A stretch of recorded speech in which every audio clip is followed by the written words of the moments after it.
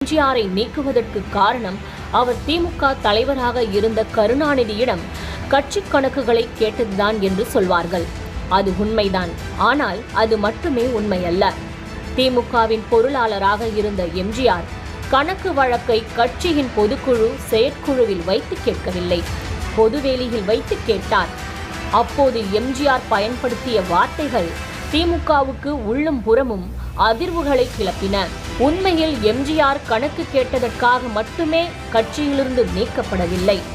அந்த மேடையில் அவர் பேசிய பேச்சும் அந்த பேச்சில் எம்ஜிஆர் பயன்படுத்திய வார்த்தைகளும் தான் அவரை கட்சியிலிருந்து நீக்குவதற்கு காரணமாக அமைந்தன. அப்படி எந்த மேடையில் பேசினார் எம்ஜிஆர்?